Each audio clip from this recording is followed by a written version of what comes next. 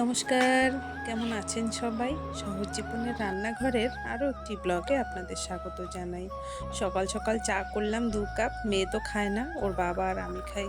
তো যেটাতে চা করলাম ইন্ডাকশন ওভেনটা কয়েকদিন যাবৎ খুব ডিস্টার্ব দিচ্ছে। মানে কখনো ভালো হচ্ছে, কখনো আবার নষ্ট হয়ে যাচ্ছে। মানে স্পিডটা নিবো বাড়ছে আর কমছে। বিস্কিট বিস্কিট দাও। মেরিটা নিব।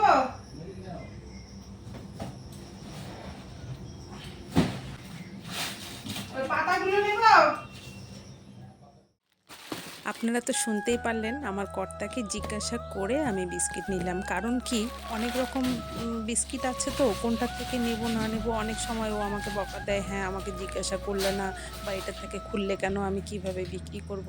তাই এখন কি করি, জিজ্ঞাসা করে বিস্কিটটা নিয়ে তারপর আমি খাই। কারণ কি, ওর ব্যবসার জিনিস, ও সেটা ভালো করে বোঝে। মানে মাঝে মধ্যেই আমি করি কি, ও হয়তো থাকে না, আমাকে খুলতে হয় কোনটা দেব কোনটা খাবো। কেউ আসলে হয়তো বলে যে, বৌদি আপনাদের এই বিস্কিটটা আছে, আমাকে এই বিস্কিটটা খাওয়ান।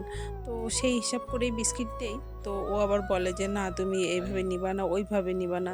যার জন্যই আমি আজকে জিজ্ঞাসা করেই নিলাম। এখন থেকে ভাবছি জিজ্ঞাসা করেই নেব। আর ও যখন থাকবে না, মানে সবসময় কৌটোটাতে বিস্কিট ঢুকিয়ে রাখবো। তো এই হলো ব্যাপার। আর ২ দিন যাবত তো আমার, কয়েকদিন আগে তো দেখেছেন শরীরটা খারাপ। কিন্তু কালকে কি হয়েছে, হঠাৎ করে, হঠাৎ ঠিক না, মানে রুটি খাওয়া আমার নিষেধ। তো রুটি মানে খাচ্ছি ২ দিন ৩ দিন ধরে।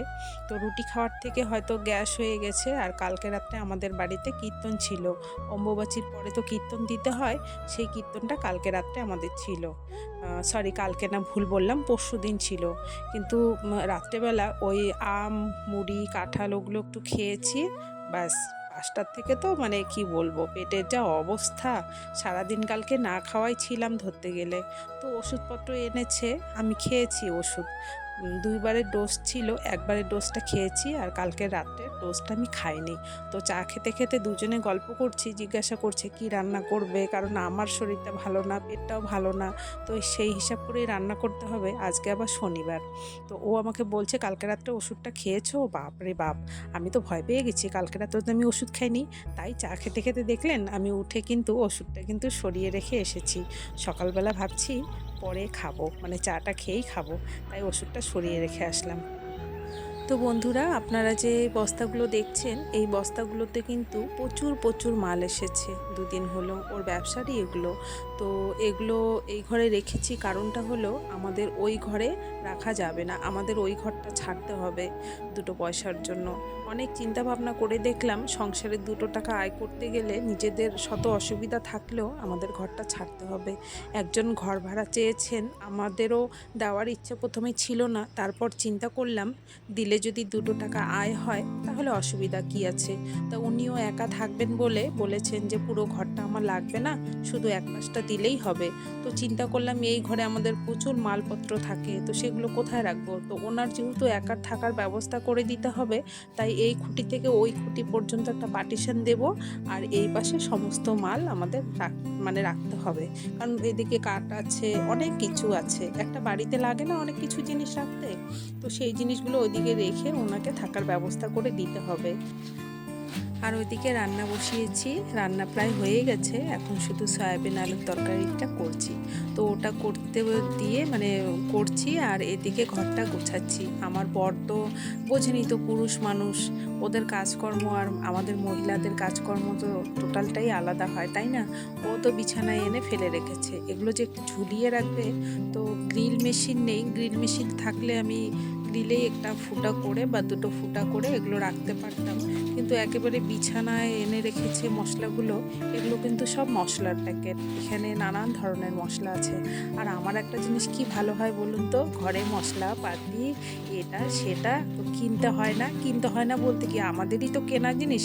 তো এগুলো নিয়ে না ব্যবহার করতে আমার ভীষণ ভালো লাগে। কিন্তু ভালো লাগলেও আবার হিসাব করে করতে হবে, কারণ নিজের সংসারের জিনিস, বিক্রি করার জিনিস।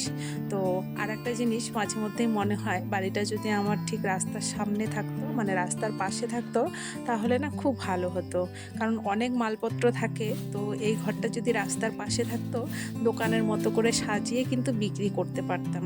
মাঝে মধ্যে মনে হয় জানেন, যে একটা দোকান যদি হতো আমার এরকম নিজের, তাহলে খুব ভালো হতো।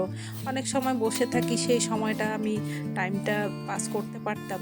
কিন্তু যেহেতু রাস্তা থেকে আমাদের বাড়িটা একটু দূরে, তাই এগুলো বিক্রি আর করা হয় না। এমনিতে আসে যারা জানে তারা এসে নিয়ে যায়। আর আজকে অনেক দিন থেকে জানেন, এই যে রান্নাঘরের সামনেই, মানে যেখানে রান্না করছি তার সামনে জানালাটা খুব নোংরা হয়ে গেছে। কেন যেন জং পড়েছে, বুঝতে পারছি না। অন্যদিকে আবার পড়েনি, শুধু রান্নার সামনেই, মানে রান্না করার জায়গার সামনেই যে জানালাটা, দেখুন কেমন জং পড়েছে। তো ভাবছি তরকারিটা নামিয়ে আজকে জানালাটা পরিষ্কার করব। আর আমার ছেলেকে বলেছি তুমি আজকে একা একা কল পাম্প করে স্নান করো, তাই দেখুন ওদিকে ও চিল্লাচ্ছে, মানে 1 মগ 2 মগ 3 মগ করে জল ঢালছে আর একা একা চিৎকার করছে। তো যাই হোক, একা একা শিখুক, একা একা শেখাটাও দরকার। যখন আমি থাকবো না, বা মানে ঘরে থাকবো না, তখন একা একা স্নান করতে পারবে। ওর তাই জন্য ওকে আমি অনেক কিছুই এখন থেকে শেখাচ্ছি, কারণ ওর বাহ্যিক জ্ঞানটা এখনও ঠিক মতন আসেনি বয়স তুলনায়। তাই অনেক কিছুই আমি ওকে মানে নানান ধরনের কাজ আর কি দেই করতে। আর এদিকে জানালাটা একটা চাকু দিয়ে আমি পরিষ্কার করছি, কারণ দেখলাম অন্য কিছু দিয়ে পরিষ্কার করা যাবে না, ওই চাকুটাই আমার দরকার। তো চাকুটা দিয়ে দেখুন খুঁচিয়ে খুঁচিয়ে কিন্তু সমস্ত কিছু আমি পরিষ্কার করছি। আবার বাইরের দিকেও যেতে হবে, কারণ সামনটা পরিষ্কার করলে হবে না, বাইরে গিয়েও পরিষ্কার করতে হবে। এই যে লেবু গাছটা দেখছেন, এই লেবু গাছটাতে জানি না কি হয়েছে, লেবু গাছটা না মারা যাচ্ছে। আর মারা যাওয়ার আগে, মানে নষ্ট হওয়ার আগে, একজন না মানে 2 দিন চুরি করেছে অনেক লেবু। চুরি করেছে মানে কি বলবো, আমাদের বাড়িতেই মাল দিতে আসে ওনারা গাড়িতে, মানে মাল দেওয়ার আগেই ও ঢুকে লেবু চুরি করে তারপর আমাদের মালপত্র দিয়ে যায়। তো ঘর থেকে তো বুঝতে পারি না, বাইরে যারা থাকে তারা দেখে, এসে পরে বলে যে তোমাদের তো লেবু নিয়ে গেল। তো এই করে জানি না, লেবু গাছে নাকি হাত দিলে, মানে চোর করলে নাকি লেবু গাছ মারা যায়।